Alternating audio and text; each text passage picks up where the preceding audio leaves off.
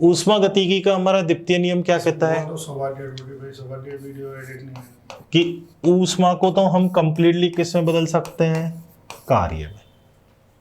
क्या कार्य को पूर्ण रूप से वापिस हम ऊष्मा में चेंज कर सकते हैं? नहीं कर सकते हैं।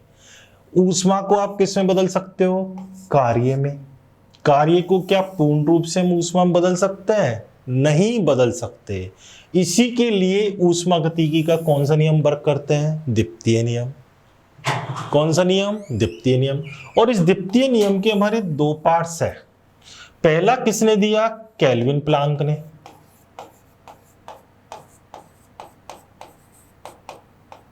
केल्विन प्लांक का कथन।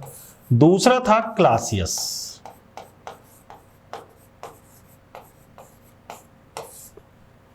पहला कौन था, केल्विन प्लांक, और दूसरा कौन था, क्लासियस। पहला केल्विन एंड प्लांक और दूसरा क्लासियस। केल्विन ने क्या बोल दिया कि ऐसा इंजन कभी भी हम नहीं बना सकते, ऐसा इंजन हम कभी भी नहीं बना सकते जो स्रोत से ली गई ऊष्मा को, जो स्रोत से ली गई ऊष्मा को पूर्ण रूप से किस में बदल दे, कार्य में। यानी इसने क्या बोला कि ये स्रोत है, स्रोत से क्या किया, जो हमारा कार्यकारी पदार्थ था, जो हमारा क्या था, कार्यकारी पदार्थ,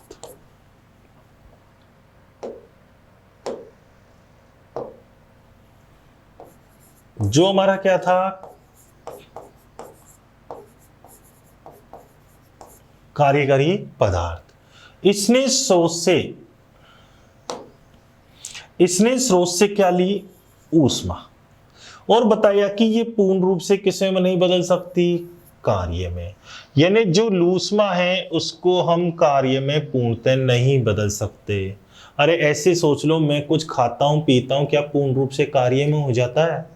कभी नहीं होता। उसके अकॉर्डिंग हम नहीं, हमारे किस में निकलता है, दूसरे रूपों में भी उसका क्या होगा, बिखर जाती है।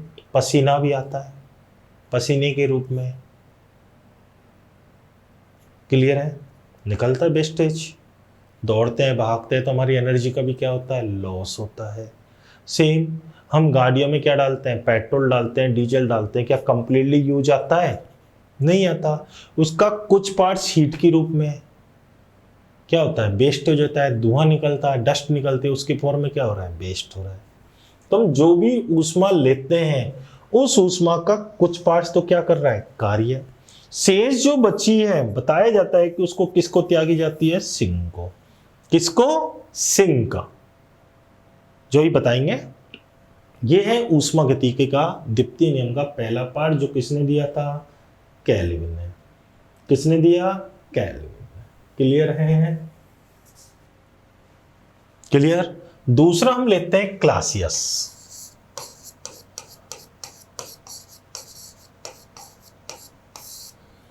क्लासियस ने क्या बोल दिया कि कभी भी ऐसी युक्ति नहीं बनाई जाती,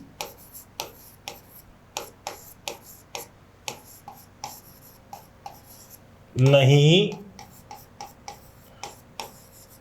बनाई जा सकती या जाती है, जो जितनी भी ऊष्मा ले रहा है वो तो हो ही रहा है, कि ऐसी युक्ति हम कभी भी नहीं बना सकते जिसमें बिना कोई बाह्य कार्य किए,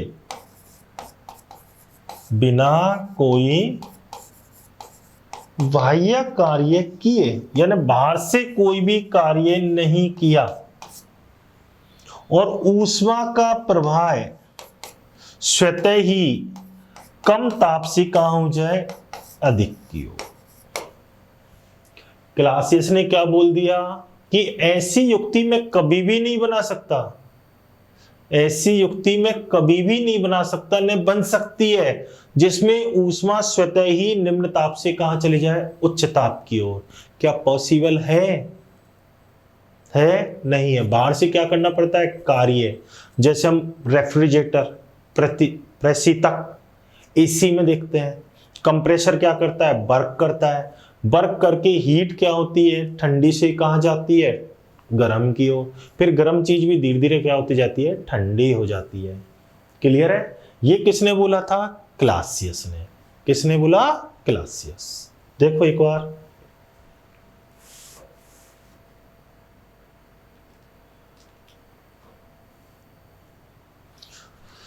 फिर हमारी एक वर्ड्स आएगा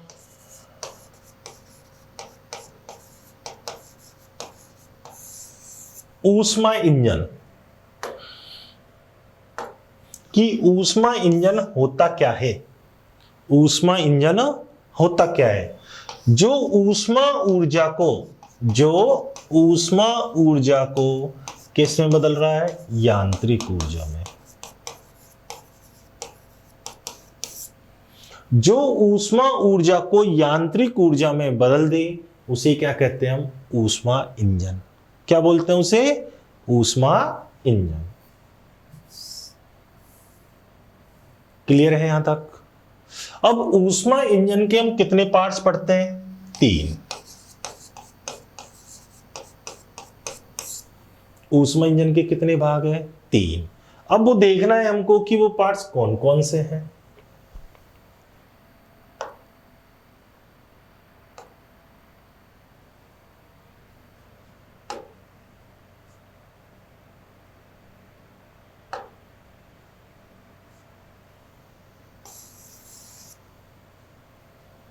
वो हमको देखने कौन कौन से हैं। पहला,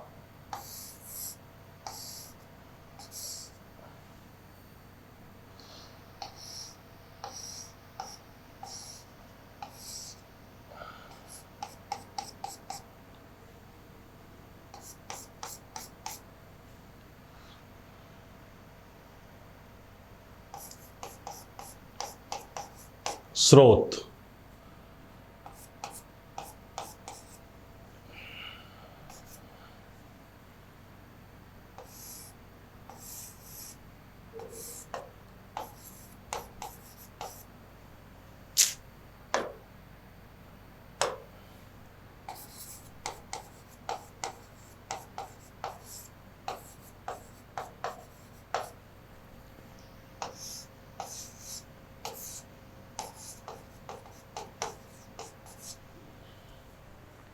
सिंक।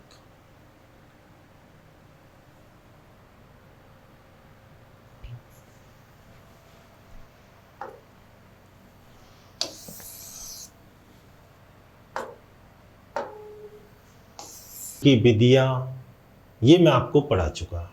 आज का जो मैं आपको टॉपिक पढ़ा रहा हूं वो है ऊष्मा गतिकी का द्वितीय नियम। कि द्वितीय नियम है क्या? ऊष्मा गतिकी के द्वितीय जो नियम हैं उसके बारे में हमको जानकारी दी थी। एक था केल्विन एंड प्लांक और दूसरा था क्लासियस। दोनों ने अपनी अपनी बोलिया, लगभग मीनिंग दोनों का लगभग क्या था? सेम। केल्विन और प्लांक ने क्या बोल दिया कि ऐसा इंजन बनाना कभी भी संभव नहीं है। ऐसा इंजन बनाना कभी भी संभव नहीं है जिसमें कार्यकारी पदार्थ स्रोत से तो ऊष्मा ग्रहण कर लें और उसे पूर्ण रूप से किसमें बदल दें? कार्य में। क्या बोला? केल्विन प्लांक ने क्या बोला?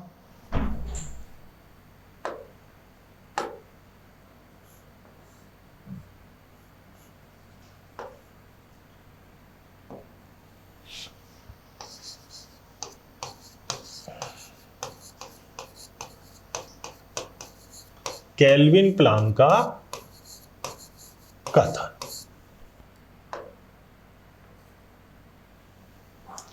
इसने अपना क्या बोल दिया कि ऐसा इंजन बनाना असंभव है। ऐसा इंजन बनाना असंभव है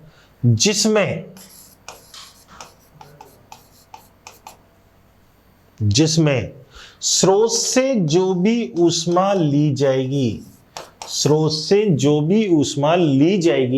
उसे हम पूर्ण रूप से किस में बदल दें? कार्य में। ऐसा कभी भी पॉसिबल कि जितनी वो ऊष्मा ले वो पूर्ण रूप से किस में बदल जाए? कार्य में। ये किसने बोला था? केल्विन एवं प्लांक ने। इसमें बोला कि कोई कार्यकारी पदार्थ है, वर्किंग सब्सटेंस है। इसने स्रोत से क्या ली? ऊष्मा ले ली। क्या किया? कार्य W। पूरा नहीं होगा, ये क्या करेगा? कुछ ना कुछ को वेस्टेज के रूप में कहां निकालेगा? बाहर। इसने ऐसा डायरेक्ट बोल दिया कि स्रोत से ऊष्मा को पूर्ण रूप से किसमें नहीं बदल सकता? कार्य में। क्लियर है? लेकिन कब बदल सकता है? जब वो कुछ ना कुछ ऊष्मा को कहां निकाल दे? बाहर निकाल दे। ये तो किसने कह दिया? केल्विन एवं प्लांक ने। क्लासियस, दूसरा कौन आया था? क्लासियस। क्लासियस ने क्या बोला कि ऊष्मा का प्रवाह स्वतः ही निम्न ताप से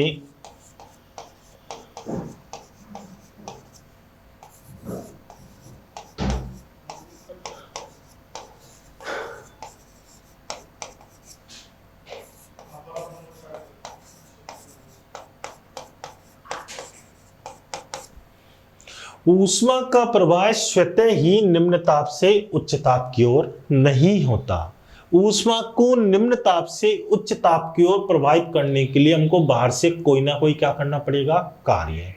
रेफ्रिजरेटर होता है, एसी होता है, इन दोनों में भी ऊष्मा कभी भी सीधे ही ठंडी से कहां नहीं जा रही है? गर्म की ओर। क्या कर रहे हैं इसमें हम? बाहर से क्या दे रहे हैं?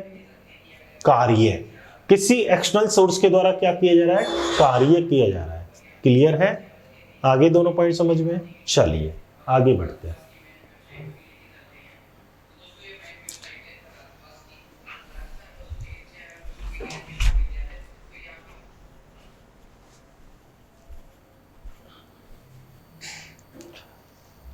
आगे हमारा कहता है ऊष्मा इंजन।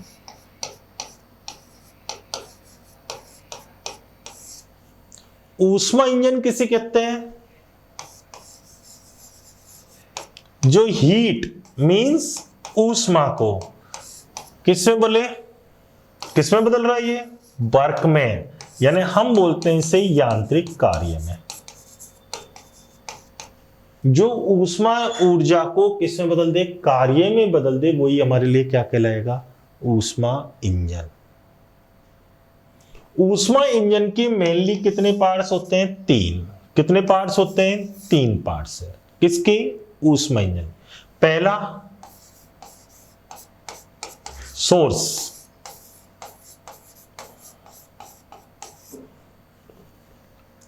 दूसरा कार्यकारी पदार्थ,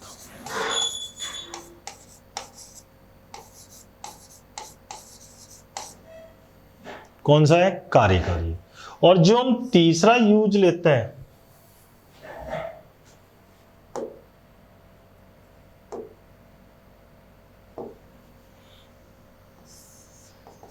तीसरा जो हम यूज लेंगे वो है आपका सिंक।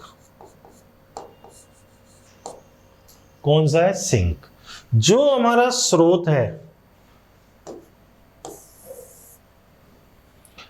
इसका ताप हमने ले लिया उच्च ताप T1 केल्विन, इसका ताप ले लिया T2 केल्विन। अब कार्यकारी पदार्थ के रूप में हम किसका यूज लेते हैं? कार्यकारी पदार्थ के रूप में हम किसका यूज लेते हैं? यदि आपका कौन सा इंजन है? पेट्रोल। कौन सा इंजन है? पेट्रोल इंजन है। कौन सा इंजन है? पेट्रोल। तो पेट्रोल इंजन में हम किसका यूज लेते हैं? पेट्रोल का। पेट्रोल इंजन में हम किसका यूज लेंगे? पेट्रोल का। और यदि हम डीजल इंजन लेंगे तो उसमें किसका यूज लेते हैं? डीजल का। नॉर्मल है। तो एक और चीज ध्यान रखना कि जो ऊष्मा इंजन होते हैं वो 2 प्रकार के हैं। ये भी थोड़ा अलग से ध्यान रखो। ऊष्मा इंजन कितने प्रकार के होते हैं? 2 प्रकार के। एक होता है आपका, सुना हो आपने, बाहरी दहन इंजन।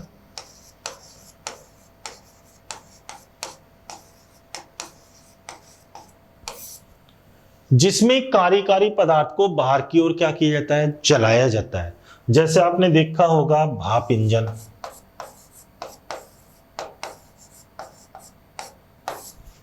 सुना है भाप इंजन, सुना है? अरे पहले जो ट्रेन चलती थी, खैर अभी भी 10-15 साल पहले चलती थी, कोयले को जलाते हैं, कोयला जल के क्या डेवलप करता है, हीट। वो हीट से पानी को क्या किया जाता है, गरम, गरम करके क्या बनाई जाती थी, वेपर, वेपर से क्या डेवलप किया जाता था, वेपर प्रेशर, और उससे ट्रेन जो लगातार तेजी से कहाँ बढ़ती थी, आगे। तो वो है भाप इंजन। एक होता है आंतरिक दहन इंजन, कौन सा होता है,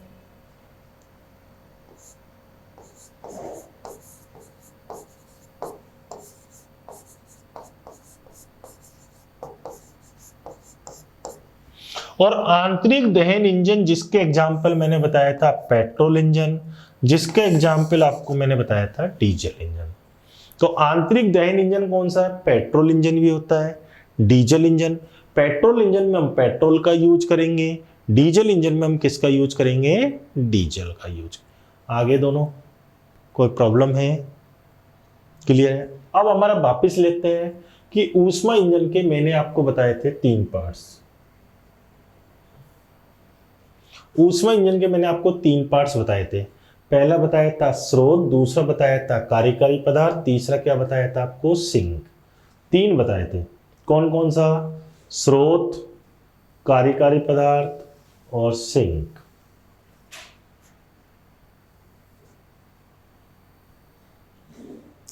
स्रोत, जो स्रोत होता है इसका ताप क्या लेते हैं, उच्च लेते हैं। सिंक का ताप स्रोत की ताप की तुलना में क्या होता है, कम होता है। कार्यकारी पदार्थ कौन सा इंजन है उसके ऊपर निर्भर करता है। कार्यकारी पदार्थ स्रोत से तो क्या लेगा, ऊष्मा, स्रोत से तो क्या लेता है, ऊष्मा। कार्यकारी पदार्थ ऊष्मा लेकर क्या करता है, कार्य। कार्यकारी पदार्थ स्रोत से ऊष्मा लेकर क्या करेगा, कार्य करेगा, और कार्य करके उसका कुछ भाग किसको दे देता है, सिंक को। कार्यकारी पदार्थ कुछ ऊष्मा लेकर उसका कुछ भाग किसको दे देता है, सिंक को। यानी उसने कार्य कितना किया, अगर कार्य आपसे पूछे तो कितना आ जाएगा, Q1 माइनस Q2।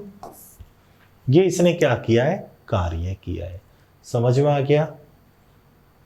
देखो एक बार फटाफट देखिए,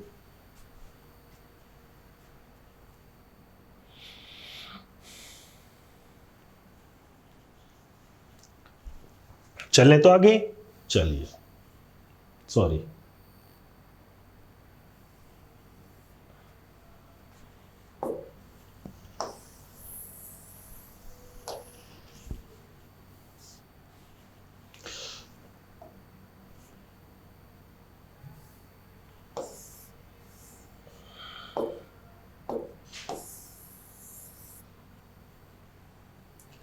फिर अब कहता है ऊष्मा इंजन की दक्षता,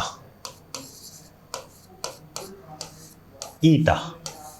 ऊष्मा इंजन की दक्षता होती क्या है, ऊष्मा इंजन की दक्षता किसे कहते हैं, ऊष्मा इंजन के द्वारा किया गया कार्य तथा स्रोत से ग्रहण की गई ऊष्मा के अनुपात को। किया गया कार्य और स्रोत से ग्रहण की गई ऊष्मा के अनुपात को ही ऊष्मा इंजन की क्या कहते हैं, दक्षता।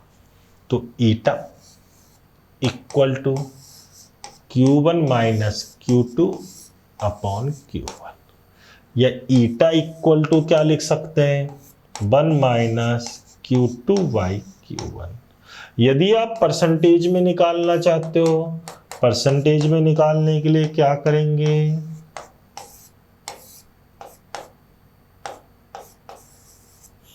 किससे मल्टीप्लाई कर देते हैं इसे, 100 से। किससे, 100। ये ध्यान रखना, किसी भी ऊष्मा इंजन की दक्षता कभी भी 100% नहीं होती। किसी भी ऊष्मा इंजन की दक्षता कितने प्रतिशत नहीं होती है, 100% किसी भी ऊष्मा इंजन की दक्षता नहीं होती। क्लियर है यहां तक, आ गया समझ में, बढ़ा जाए।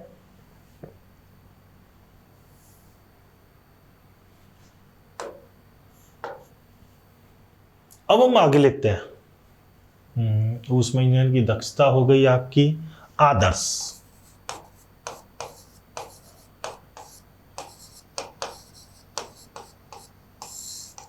आदर्श इंजन, आदर्श इंजन में जो कार्यकारी पदार्थ हम लेते हैं वो क्या होती है आपकी आदर्श गैस। आदर्श इंजन में कार्यकारी पदार्थ के रूप में क्या लिया जाता है आदर्श गैस। आदर्श गैस किसे कहते हैं जो गैस नियमों का क्या करती है पालन करती है।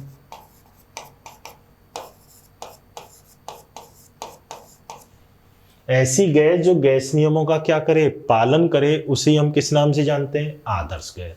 और आदर्श गैस की दक्षता कितने प्रतिशत बोलते हैं हम 100। आदर्श गैस है उसकी दक्षता कितने प्रतिशत चलती है 100। यानी ये किया जो भी ऊष्मा लेगा उसे पूर्ण रूप से किस में बदल देता है कार्य में। यानी इसके लिए Q2 का मान क्या होगा 0। कि जितनी भी ऊष्मा ये अवशोषित कर रहा है, जितनी भी ऊष्मा ये स्रोत से लेगा वो पूर्ण रूप से किस में बदलेगी कार्य में। किस में बदलेगी कार्य। मींस ये सिंक को कोई भी ऊष्मा का दान नहीं करता। कौन सा इंजन आदर्श इंजन। कार्य कर रहे पदार्थ कौन सा लेंगे हम आदर्श गैस लेंगे। क्लियर है देखिए फटाफट।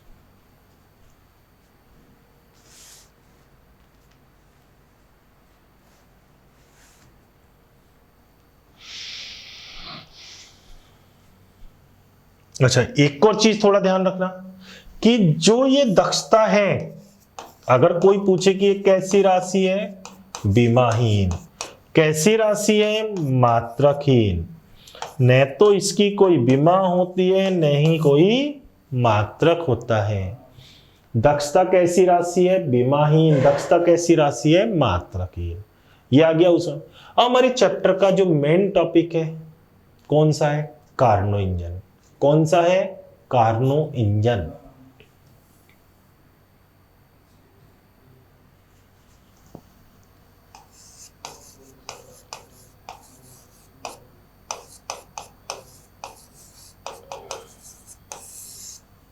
Carnot engine. कार्नोट इंजन बनाया किसने नाम से पता चल रहा है साडी कार्नो ने। साडी कार्नो ने जो कार्नो इंजन बनाया वो कैसा था सैद्धांतिक इंजन।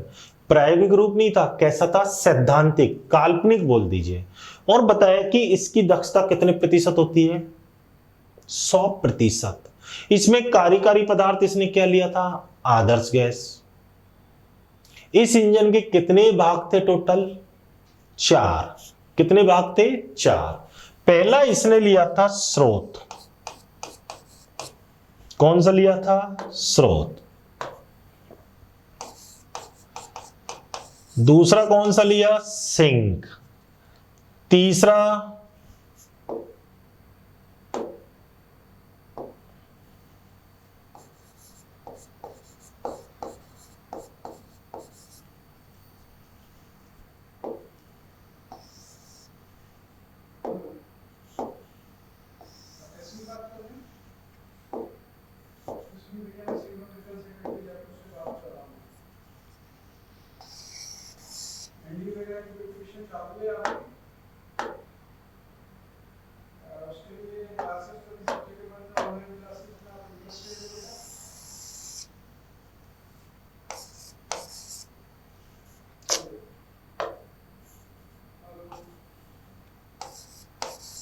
तीसरा था कार्यकारी पदार्थ। और जो लास्ट इसने लिया था वो था आपका स्टैंड।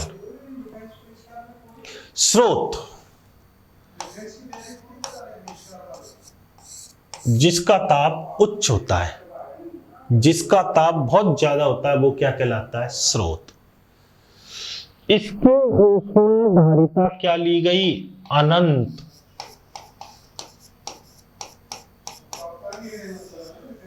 ऊष्माधारिता क्या होती है अनंत। ऊष्माधारिता आपको मैंने बताया किसे कहते हैं द्रव्यमान तथा विशिष्ट ऊष्मा के गुणनफल को। द्रव्यमान तथा विशिष्ट ऊष्मा के गुणनफल को ऊष्माधारिता कहते हैं। ऊष्माधारिता अनंत है, यानी स्रोत से कितनी भी ऊष्मा लो इसके ताप में कभी भी कोई चेंज नहीं होगा। सेकंड, इसको पढ़ने से पहले हम इसे लेते हैं। चलिए, कार्यकारी पदार्थ। कार्यकारी पदार्थ के रूप में किसका उपयोग किया गया? आदर्श गैस। किसको लिया गया? आदर्श गैस।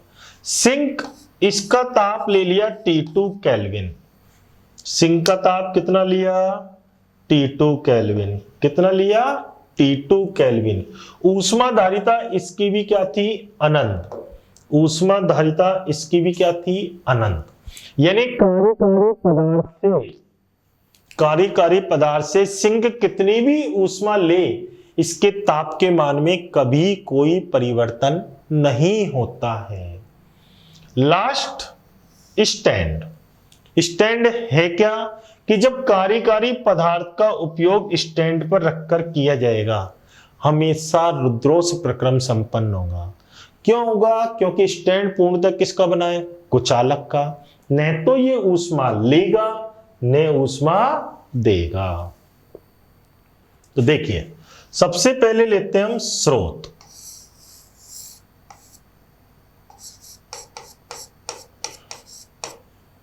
दूसरा लिया हमने कार्यकारी पदार्थ।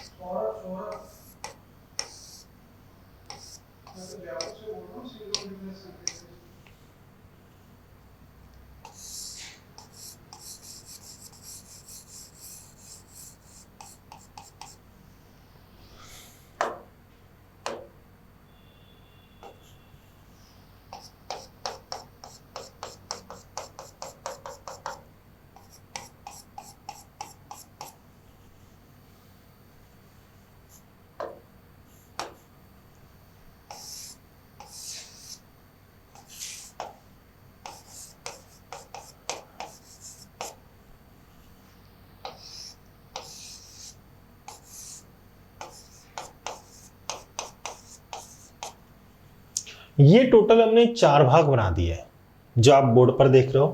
पहला, जो पहला भाग हमने लिया है वो क्या लिया है? स्रोत।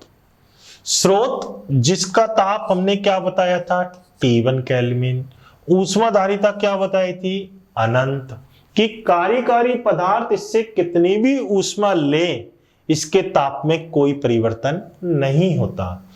इसकी ये तीनों सतह, ये तीनों सतह, ये वाली, ये और नीचे वाली, ये तीनों सतह कैसी होती है? कुचालक। कैसी होती है? कुचालक। केवल इसकी ऊपरी सतह ही कैसी होती है? सुचालक। ऊपरी सतह ही कैसी होती है? सुचालक। क्लियर? सेकंड हमने लिया है सिंक।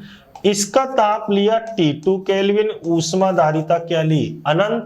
कार्यकारी पदार्थ इसको कितनी भी ऊष्मा दे इसके ताप में भी कोई परिवर्तन नहीं होता। इसकी भी ये तीनों सतह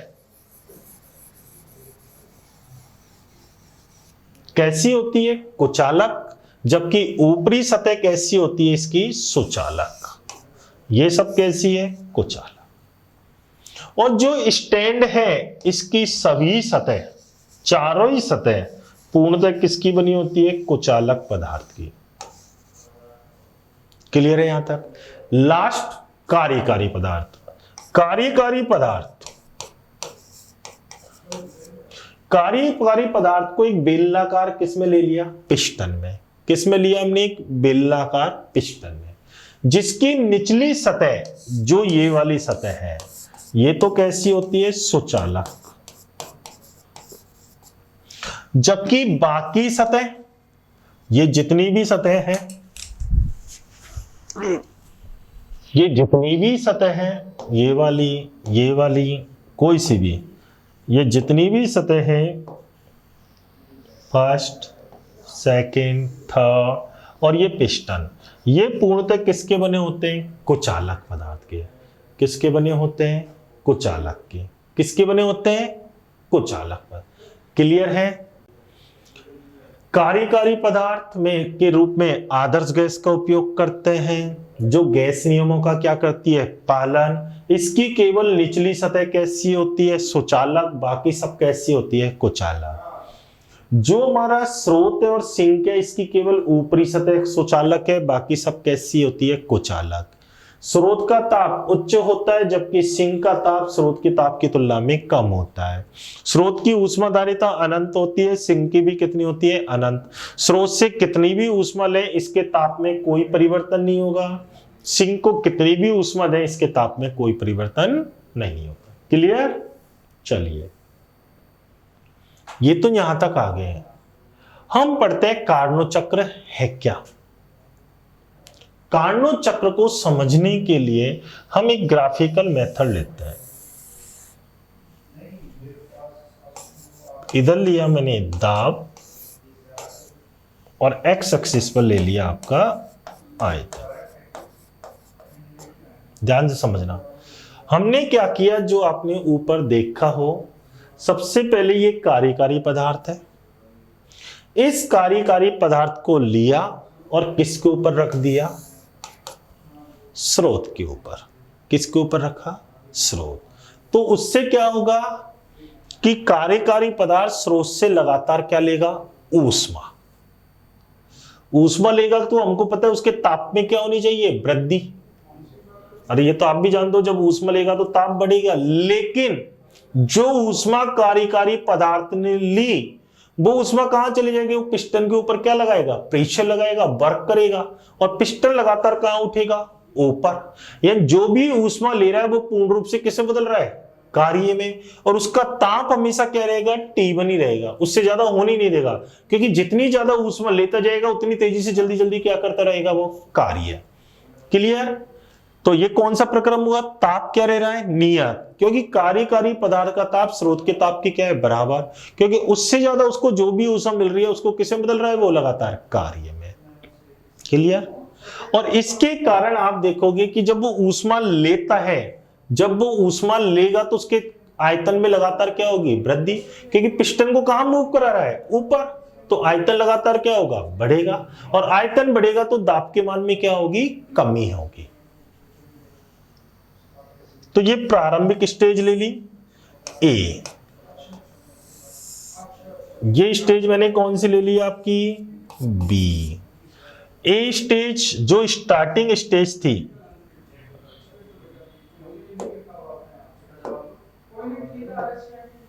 जो आपकी स्टार्टिंग स्टेज थी, वो हमने क्या ले लिया? दाब और आयतन P1 V1। जब उसने ए से स्रोत के ऊपर रखा, कौन सा प्रक्रम हुआ?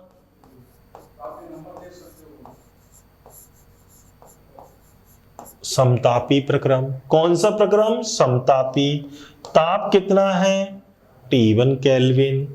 ए से कहां पहुंच गया? बी पर, जहां उसका दाब क्या हो गया? P2। आयतन बढ़कर क्या हो गया? B2। क्लियर है? अब क्या करेंगे? इस प्रक्रम में कितनी ऊष्मा ले रहा है ये? Q1। ऊष्मा Q1 ले रहा है तो कार्य कितना कर रहा है? W1। क्लियर है यहां तक?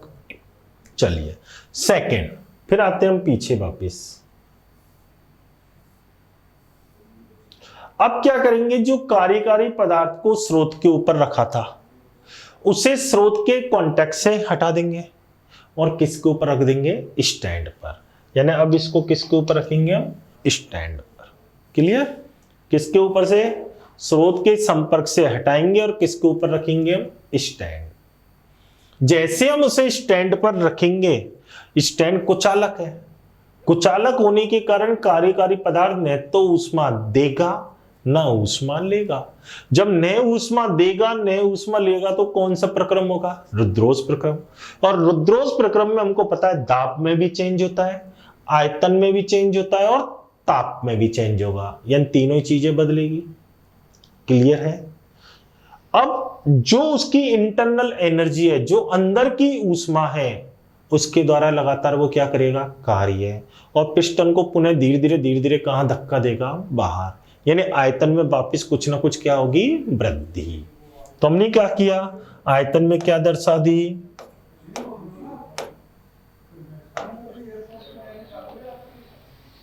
ये लीजिए, आयतन में कुछ ना कुछ क्या दर्शा दी? वृद्धि। वो बी से कहां पहुंच गया? सी पर। बी से कहां पहुंच गया? कहां पहुंच गया? सी पर। और जब सी पर पहुंचा, जब कहां पहुंचा? सी पर, उसका दाब हो गया हमारा P1 से P2, P2 से आयतन B3, P3 B3। क्लियर है? और जो ये प्रक्रम हुआ उसका नाम क्या होता है? रुद्रोष्म प्रसरण, क्योंकि प्रसार हो रहा है। इसी प्रकार इसको समतापी प्रक्रम है, लेकिन हो रहा क्या है? यहां भी प्रसरण, यानी गैस लगातार क्या हो रही है? फैल रही है। दोनों समझ में आ गई? इसमें ऊष्मा तो लेगा नहीं, लेकिन कार्य तो करेगा। भाई ऊष्मा तो लेगा नहीं, लेकिन कार्य जरूर करेगा। क्लियर है? दोनों स्टेप आगे। अगला देखो, अब क्या करेंगे? कार्यकारी पदार्थ को इसके कांटेक्ट से हटाया और किस पर रख देंगे? हम सिंक पर। कार्यकारी पदार्थ को किसके कांटेक्ट से हटाया? किसके कांटेक्ट से हटाया हमने? स्टैंड के। और किस पर रखा? सिंक पर। किस पर रख दिया? सिंक। अब क्या होगा? कार्यकारी पदार्थ सिंक को लगातार क्या देगा? ऊष्मा। अरे पहले तो उसने ले ली, ताप उसका बढ़ गया, कार्य उसने।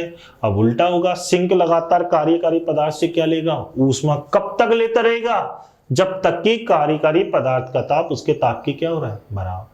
अगर हम उसको लगातार प्रेशर कर रहे हैं, ताप तो वही रहेगा, लेकिन प्रेशर करने से ताप में जो भी, ऊष्मा में जो भी वृद्धि हो रही है, वो कहां पहुंच रही है? सिंक पर।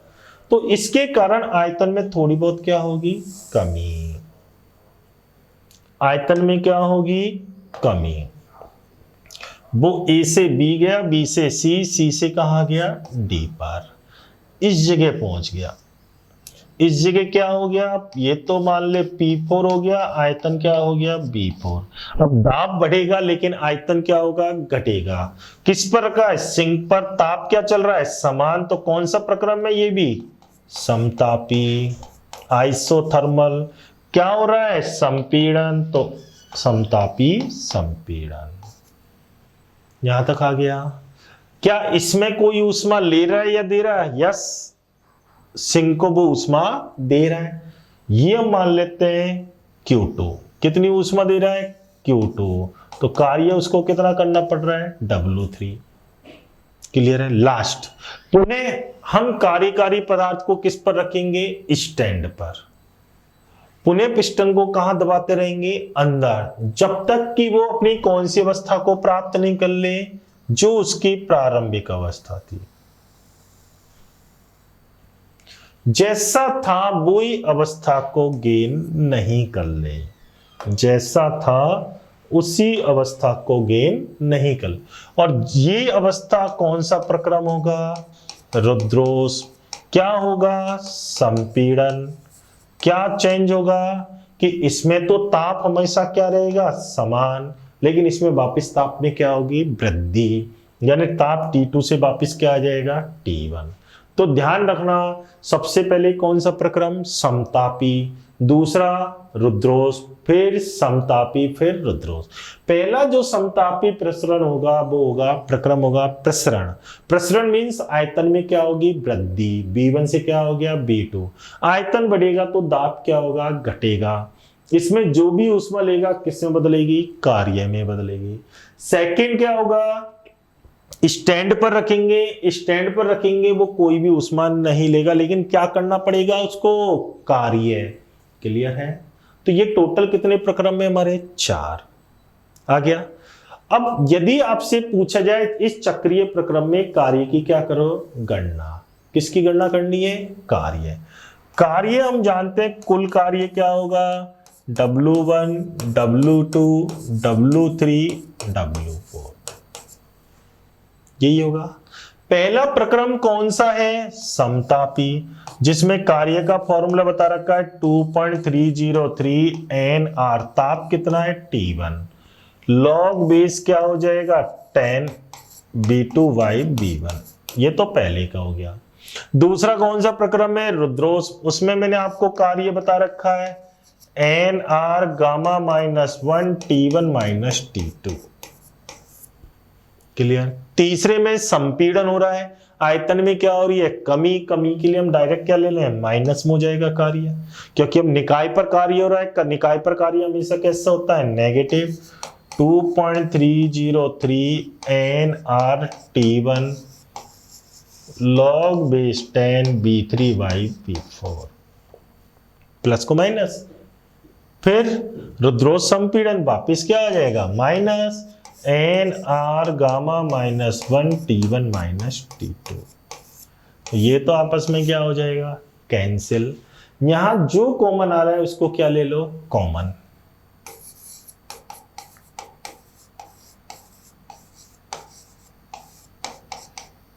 T1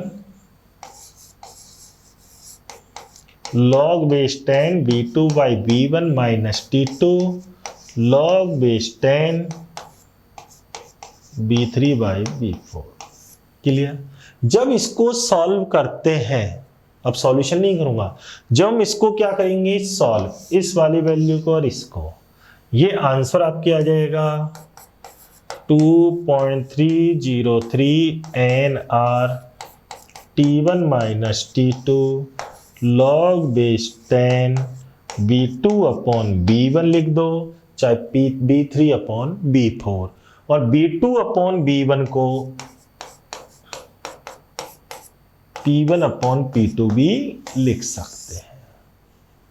ये कौन से? कार्नोट चक्र में किए गए कार्य की क्या होती है? गणना। कौन से चक्र में? कार्नोट चक्र में किया गया कार्य आपको इस फॉर्मूले से याद करना है। फॉर्मूला याद कर लो, इससे कोई मतलब नहीं है। अगर वैसे याद रखना है, पहला प्रक्रम कौन सा था? समतापी संपीड़न या विरलन, विरलन प्रसरण, उसका कार्य है।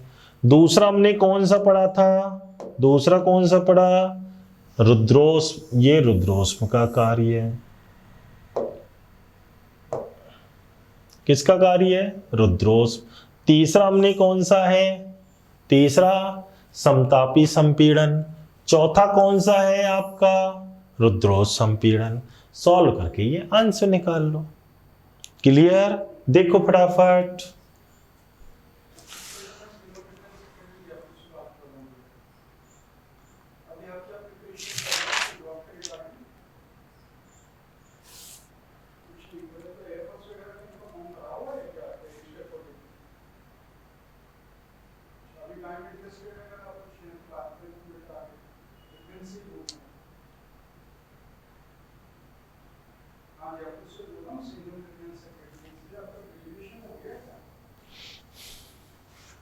चले आगे। चलिए,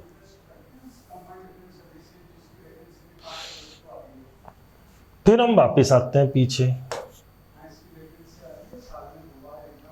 कार्नो इंजन का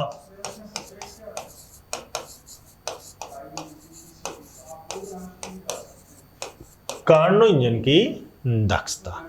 दक्षता आपको क्या बता रखी है? ईटा। किया गया कार्य तथा ग्रहण की गई ऊष्मा के अनुपात को, यही पढ़ाया है।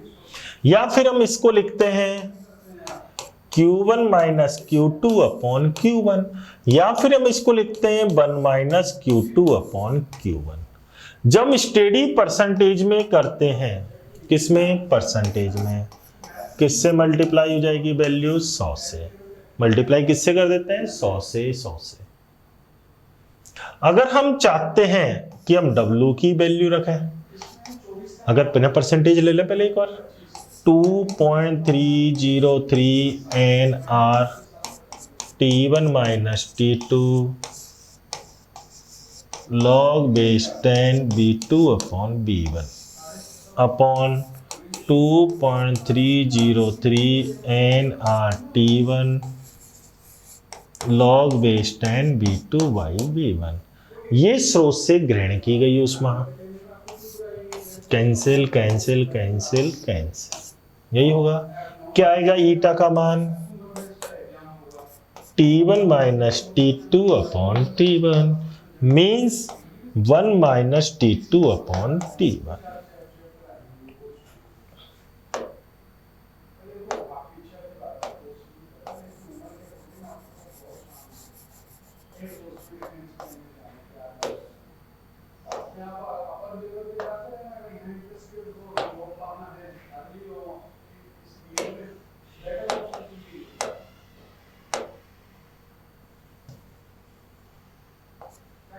T1 ये भी ईटा, ये भी ईटा, तो हम ऐसे लिख दें 1 minus Q2 upon Q1 equal to 1 minus T2 upon T1। तो हमारे लिए एक फॉर्मूला डेवलप हो गया। 1 से 1 माइनस से minus Q2 upon Q1 equal to T2 by T1। एक और फॉर्मूला आ गया। ये कार्नो इंजन के अकॉर्डिंग न्यूमेरिकल सॉल्व करने के क्या आएगा, काम आएगा। तो ये हो गया हमारा कार्नो इंजन कंप्लीट। अब हम नया एक और टॉपिक लेते हैं, प्रशीतक।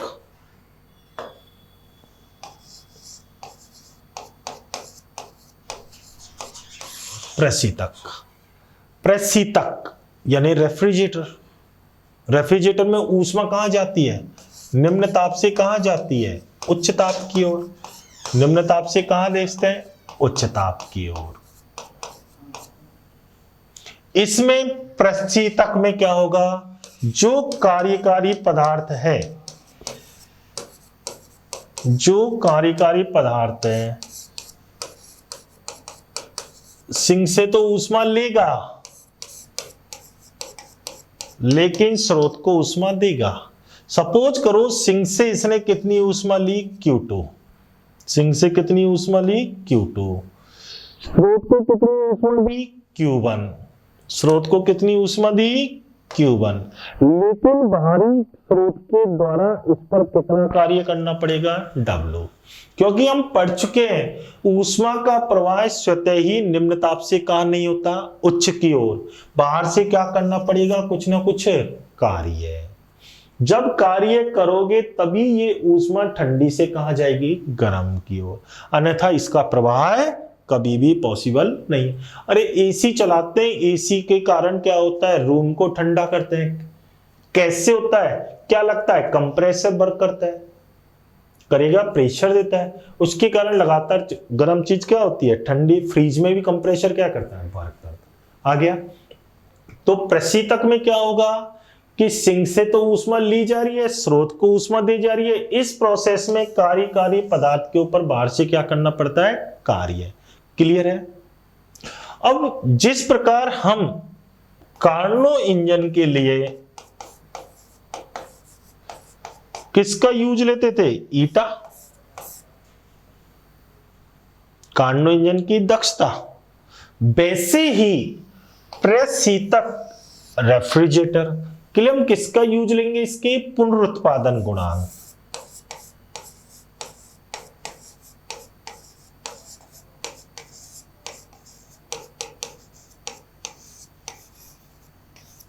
किसका यूज लेंगे? पुनरुत्पादन गुणांक। और इस पुनरुत्पादन गुणांक को हम रिप्रेजेंट करते हैं बीटा से। किससे करते हैं? बीटा से। किससे? बीटा से। अब पुनरुत्पादन गुणांक होता क्या है? पुनरुत्पादन गुणांक होता क्या है? स्रोत को दी गई ऊष्मा या सिंक से ली गई ऊष्मा? बताइए। सिंक से ली गई ऊष्मा तथा किए गए कार्य के अनुपात को। Q2 सिंक से इसमें ऊष्मा ले रहा है, W बाहर से क्या हो रहा है? कार्य। यानी बीटा इक्वल टू, मैं इसको लिख सकता हूं Q2 upon Q1 minus Q2। लिख सकते हैं। चलिए एक और चेंज करते हैं। बीटा इक्वल टू, क्या इसको ये लिख सकते हैं? Q2 अपॉन, डिवाइड कर देते हैं एक बार।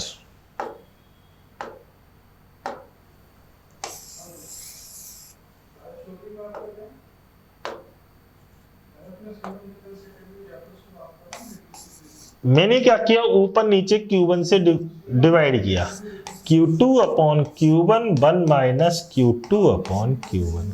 क्लियर? आपने पढ़ा है eta equal to 1 minus Q2 by Q1। तो फोरल अगर मैं Q2 बाई Q1 निकालूंगा तो क्या आएगा, 1 माइनस ईटा।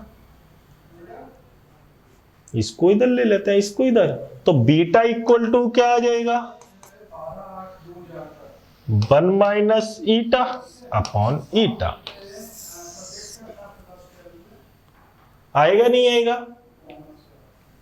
1 माइनस Q2 अपॉन Q1 की जगह ईटा रख दिया, Q2 अपॉन Q1 की जगह 1 माइनस ईटा। तो पुनरुत्पादन गुणांक या प्रतिशत गुणांक और दक्षता दोनों में क्या होता है, रिलेशन होता है beta equal to 1 minus eta upon eta. यानी beta equal to 1 minus eta upon eta. ध्यान रखोगे इसे।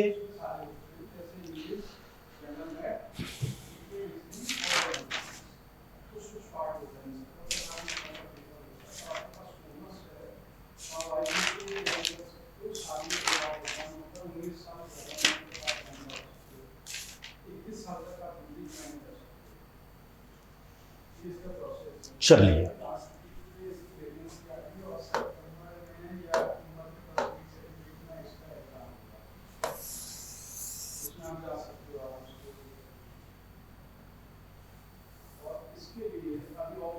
आगे बढ़ते हैं। अब लेते हैं हम जो थोड़ा बहुत और बचा है उसको भी आज एंड कर देते हैं। स्टीफन का नियम, एक बच रहा है स्टीफन, दूसरा है बीन का नियम, तीसरा कौन सा है, किरचॉफ का नियम, और फोर्थ है कृष्णी का। 4 चीज और पढ़नी है। तो चलिए पहले पढ़ते हैं कृष्णी का। कृष्णी का मीन्स काली वस्तु। काली कोई सी भी ऐसी वस्तु, जरूरी है काली, जो अपने ऊपर आपतित विकिरणों को क्या कर ले, अवशोषित कर ले, उसे क्या कहते हैं कृष्णिका। एक होती है आदर्श कृष्णिका, वह वस्तु जो अपने ऊपर सभी प्रकार के विकिरणों को क्या कर ले, अवशोषित। जितने विकिरण उसके आपतित हो रहे हैं, किसी भी तरंग दैर्ध्य के जो भी विकिरण आपतित हो, उन्हें पूर्ण रूप से क्या कर ले, अवशोषित कर ले, उसे क्या कहते हैं कृष्णिका। हो गया, जो भी आपतित हो रहा है। वैसे प्रकृति में कोई सी भी ऐसी वस्तु नहीं है जो पूर्णतः क्या हो, आदर्श है। लेकिन आदर्श कृष्णिका के रूप में हम या तो काजल ले लेते हैं, जो अपने ऊपर आपतित प्रकाश का लगभग 96% भाग को क्या करती है, अवशोषित। क्या नाम याद करोगे, काजल। ये काजल बोल दो। ये लैंप के बगल में जो काली अमिट शाही से जम जाती है, दिया करते हैं, दिया से जलाते हैं, वो है ये काजल। प्लेटिनम ब्लैक, प्लेटिनम क्या है, धातु। वो लगभग अपने ऊपर आपतित प्रकाश का कितना प्रतिशत अवशोषित कर लेता है, 98%। आगे आदर्श कृष्णिका। अब जो आदर्श कृष्णिका है, नाम याद करिए, एक होती है फेरी की आदर्श कृष्णिका, फेरी, और दूसरी होती है बीन की। नाम याद रख लो। आदर्श कृष्णिका किस किस की होती है, एक फेरी की होती है, एक किसकी होती है, बीन की। किसकी होती है, फेरी की, एक किसकी होती है, बीन की। किसकी होती है, बीन की। क्लियर है, बैठ गया यहां तक। चलिए तो फिर लेते हैं हम स्टीफन का नियम।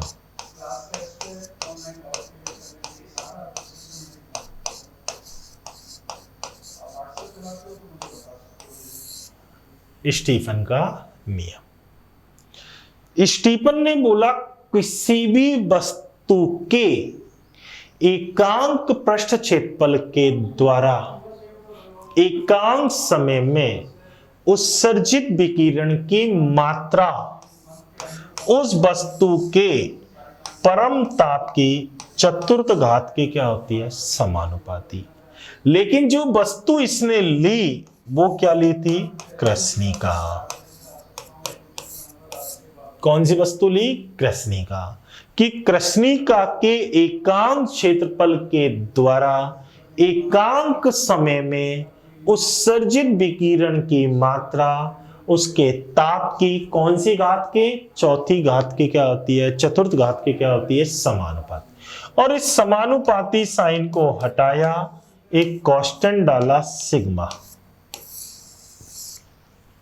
क्या डाला इसने? सिग्मा, जिसे नाम दिया गया स्टीफन नियतांक। क्या नाम दिया गया?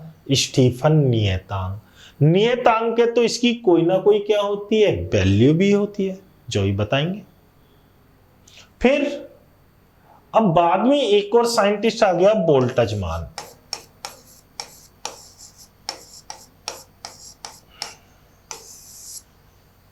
उसने क्या किया? स्टीफन का जो नियम था उसमें थोड़ा सा चेंज कर दिया, थोड़ा सा चेंज कर दिया, और अपने नाम को ऐड करके उसने बोल दिया स्टीफन बोल्ट्जमान का नियम। स्टीफन बोल्ट्जमान का नियम। और ये जो नियम था वो कृष्णिका के अलावा सभी वस्तुओं के लिए क्या कर दिया इसने? लागू। और क्या दिया नियम? E बराबर सिग्मा T4 माइनस T04। अब इसने क्या किया? कृष्णिका क्षेत्रफल वही एकांक है, समय भी एकांक है, उत्सर्जित विकिरण की मात्रा E है। सिर्फ इसने वस्तु के चारों ओर का ये वातावरण का ताप भी जोड़ दिया।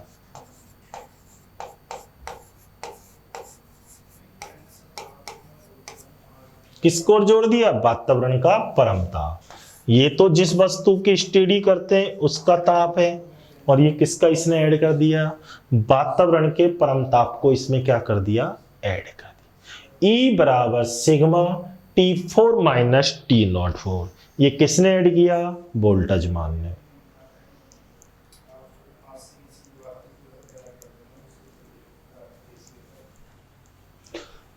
अगर आप इसका वैल्यू याद करना चाहते हो, सिग्मा की जो वैल्यू होती है 5.67 इंटू 10 की पावर -8। अगर हमको मात्रक निकालना है, इसका मात्रक होता है वाट प्रति मीटर स्क्वायर केल्विन की पावर 4।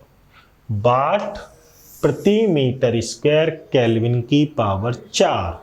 अगर आप इस सिग्मा की क्या निकालना चाहते हो? विमा। क्या निकालना चाहते हो? विमा। वाट शक्ति m1L2 T-2 कर लोगे। क्षेत्रफल मीटर स्क्वायर यानी sorry metre square means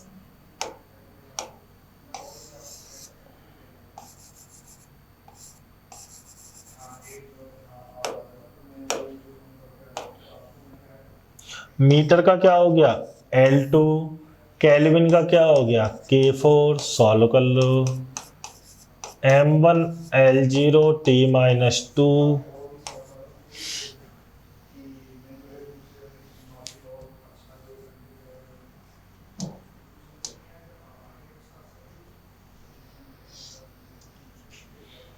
K-4। ये इसकी क्या आ जाएगी? विभा। कैसी है? नियतांक है तो नियतांक तो कैसी राशि है? आदेश। क्लियर है? ये इसकी निकाल लो आप विभा। कोई प्रॉब्लम यहां तक समझ में आ गया? शक्ति सॉरी बेटा शक्ति है m(T-3).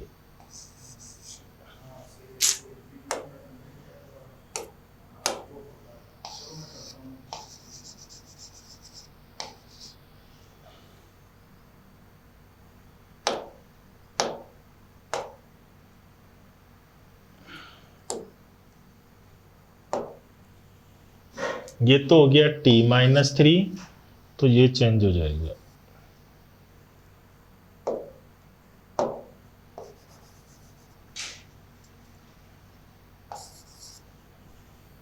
क्लियर आ गया?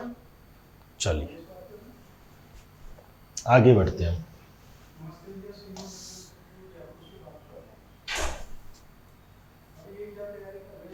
अब स्टीफन के नियम, ये तो हमने समझ लिया कि स्टीफन का नियम क्या है, लेकिन अभी हमने बोला कि E बराबर सिग्मा T4 माइनस T04 है। यदि क्षेत्रफल का मान एकांक नहीं होता तो क्या लिखते? तब इसे लिखते sigma A T4 minus T04।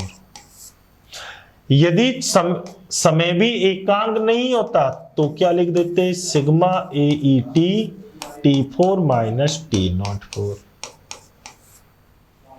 यदि वस्तु आदर्श कृष्णिका नहीं होती तब क्या लिखते हैं, E बराबर सिग्मा ए ई,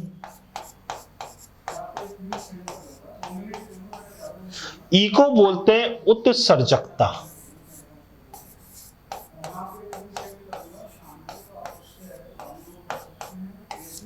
क्या बोलते हैं, उत्सर्जकता, जिसका मान कृष्णिका के लिए एक होता है, बाकी के लिए अलग अलग है। देखो फटाफट,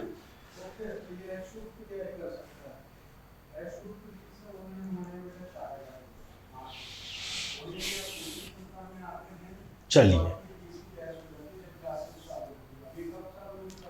अगला हम लेते हैं बीन का नियम।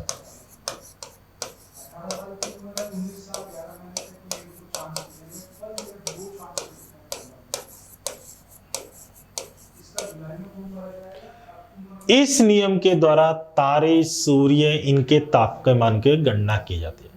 यह नियम कहता है कि अधिकतम उत्सर्जन क्षमता के लिए तरंग दैर्घ्य है वो उसके परम ताप के क्या होती है, व्युत्क्रमानुपाती। किसके, परम ताप के। अधिकतम उत्सर्जकता के लिए उत्सर्जन ज्यादा से ज्यादा करे तो तरंग दैर्घ्य उसके परम ताप के व्युत्क्रमानुपाती होती है, यानी lambda M equal to B by T. तो lambda M T equal to B. ये हमारे किसका नियम है, बीन का नियम है। किसका नियम है, बीन। क्लियर। अब जब ये बीन का नियम है तो ये बी को बोलते हैं बीन नियतांक। क्या बोल देते हैं हम इसे, बीन नियतांक। और इसकी वैल्यू याद करो, 2.93 इंटू 10 की पावर -3 मीटर केल्विन। 2.93 इंटू 10 की पावर -3 मीटर केल्विन। इसके द्वारा सूर्य, गैलेक्सी, तारे, इनके ताप की क्या की जाती है, गणना। जो तरंगे दैर्घ्य उसकी क्या कर सकते हैं हम, गणना कर सकते हैं। क्लियर है। लास्ट, न्यूटन का शीतलन का नियम।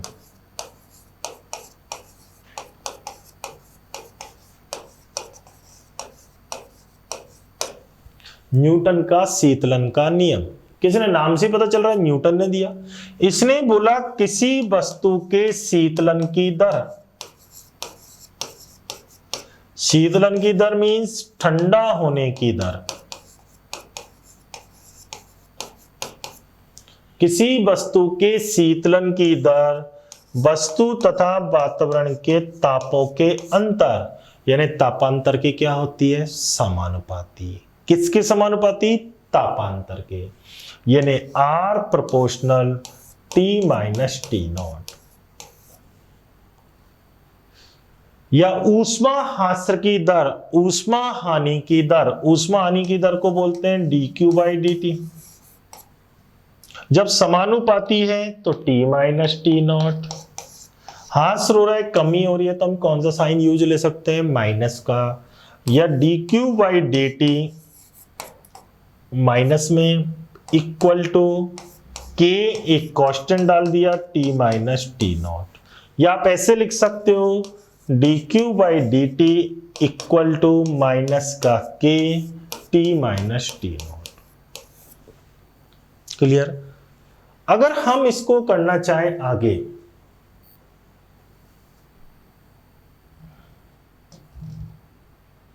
अगर इसको आगे करना है, ऊष्मा होती है Q बराबर हमने पढ़ा रखा है ms डेल थीटा, और dQ है तो ऐसे लिख दीजिए ms d थीटा। क्लियर है। अब dQ की जगह मैंने अगर दोनों तरफ dt का डिवाइड करना है तो इधर भी dt का हो जाएगा, यही होगा। तो क्या हो जाएगा, ms T1 माइनस T2, क्योंकि थीटा की जगह हम किसका यूज रहे हैं, T1 T2 अपॉन समय क्या ले लिया मैंने, T इक्वल टू क्या आ जाएगा, माइनस के T1 माइनस T0। क्लियर है। इस ms को, जो हमारा ये ms दे रखा है, इसको मैं कहाँ ले आया, के नीचे, तो क्या हो जाएगा T1 minus T2 upon T equal to minus का K अपॉन MS T minus T0। Clear है? क्या इसको ऐसे लिख दें, T1 minus T2 upon T, ये आल्सो क्या आ गया, कांस्टेंट आ गया, T माइनस T0। क्या वस्तु का ताप कैपिटल T हमेशा फिक्स रहेगा? नहीं रहेगा। वस्तु का ताप कैपिटल T कभी भी फिक्स नहीं रहेगा, बदलेगा, ये तो फिक्स है। तो हम इसको फिक्स नहीं लेके इन दोनों का क्या ले लेते हैं, औसत, कि प्रारंभिक ताप कितना T1, अंतिम ताप T2, तो माइनस का K T1 plus T2 upon 2 minus T0। ये वो फॉर्मूला है जिसकी सहायता से शीतलन के नियम से रिलेटेड हम किसी भी न्यूमेरिकल को क्या कर सकते हैं, सॉल्व करेंगे। क्लियर है? तो आपका न्यूटन का शीतलन नियम क्या हो गया, कंप्लीट। अभी हमने बोला शीतलन की दर तापांतर की क्या होती है, समानुपाती। यदि हम इनके बीच ग्राफ खींचे तो हमेशा ध्यान रखना कैसी रेखा आएगी, सरल रेखा। किसके बीच, शीतलन की दर और तापांतर के बीच। क्लियर? तो आज हमारा थर्मोडायनेमिक्स नाम का चैप्टर क्या होता है, कंप्लीट। कल हम इससे रिलेटेड क्या पढ़ेंगे, न्यूमेरिकल थ्योरेटिकल क्वेश्चंस इस तरीके से करा दिए जाएंगे कि आपको चैप्टर में कोई प्रॉब्लम नहीं आ सकती। सिर्फ आप साथ साथ प्रैक्टिस करते रहिए। Okay, thank you. Audio Jungle.